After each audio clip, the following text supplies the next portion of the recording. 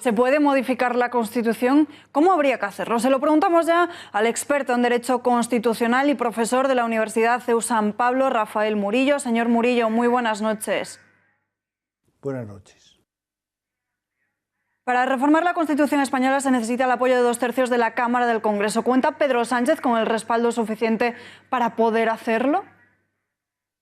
Bueno, en primer lugar hay que decir que esa mayoría de 2/3 que comentan habría que matizarla, porque la Constitución reconoce dos procedimientos distintos. Uno de ellos es el de la reforma de la Constitución, que exigiría mayoría de 3/5 para su aprobación, o otro procedimiento un poco más complejo, y en cambio la revisión constitucional, que sería el segundo punto, artículo 168 de la Constitución, sí exigiría esa mayoría de 2/3 para llevarlo a cabo, con lo cual pues yo creo que es bastante complicado y complejo, si el Partido Popular y Ciudadanos no participan de esta reforma de la Constitución, que se lleve a cabo, y sobre todo temas que pueden afectar a la sección, al título preliminar de la Constitución o a la sección primera del capítulo segundo del título primero o a la propia figura de la monarquía.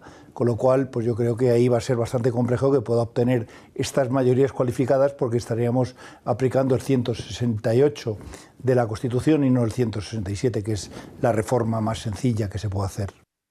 En el caso de que finalmente se intentase, ¿cuáles son los pasos y los plazos? Pues mire, si se lleva a cabo, como la Constitución diferencia dos procedimientos en relación con el contenido. Uno es la revisión total de la Constitución, que exige una mayoría cualificada que concretamente el Partido Socialista Obrero Español y sus coaligados no van a tener, y los plazos o procedimientos sería una iniciativa legislativa que provenga pues bien del Gobierno, o bien de la comunidad autónoma, o bien del propio Congreso o Senado, y luego su tramitación como una ley, y lo único que la aprobación final tendría que ser aprobada por mayoría de 3/5 si es el procedimiento del 167. Si es el 168 es más complejo, porque primero la propuesta de reforma tiene que ser aprobada por mayoría de 2/3, disolver las cámaras, convocar nuevas elecciones y que las nuevas Cortes aprueben esta iniciativa de reforma y lleven a cabo el procedimiento de modificación y lo aprueben por mayoría de 2/3, con lo cual es bastante complicado y complejo el procedimiento de revisión, sobre todo si va a afectar,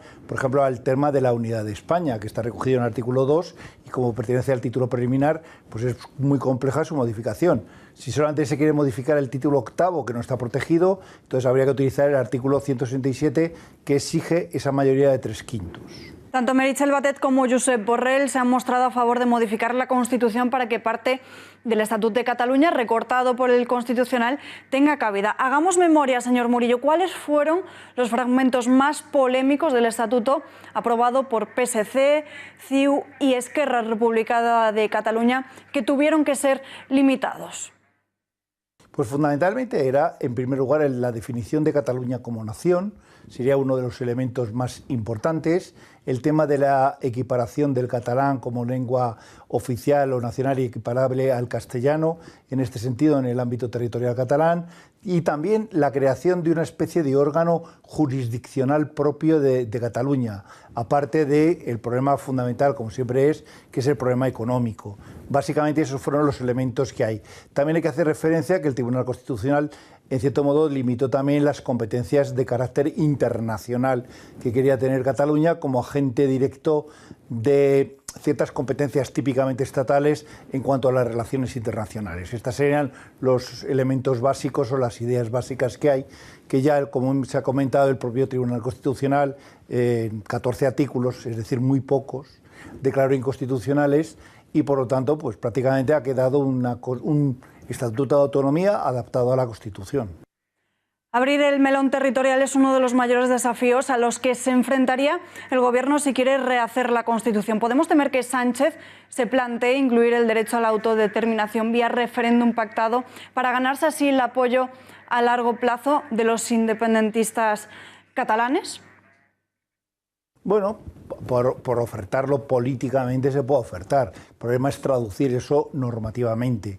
Claramente ya determina el Tribunal Constitucional que solamente hay una nación, que es España, claramente recogido en el artículo 2, la nación española, patria común e indivisible de todos los españoles, y Cataluña sigue siendo y es una parte de España. Con lo cual, pues por mucho que lo quiera hacer políticamente hablando, habría que reformar la Constitución, como ha dicho el Tribunal Constitucional. Es decir, no se impide que no se acceda a una posible independencia, pero lleve usted a cabo un procedimiento lógico, normal, que sería el de solicitar la reforma de la Constitución con las mayorías que hemos visto, que son en este momento muy complejas de llevar a cabo. Por lo tanto, me parece como sería un brindis al sol que el actual presidente del Gobierno intentara llevar a cabo una reforma constitucional en este sentido, porque no tendría las mayorías suficientes para llevarla a cabo. Y habría que disolver las Cortes, convocar nuevas elecciones y tal como está la situación política en este momento y la situación de los partidos políticos, pues yo lo veo bastante complejo. Señor Murillo, muchísimas gracias por su análisis y buenas noches. Buenas noches.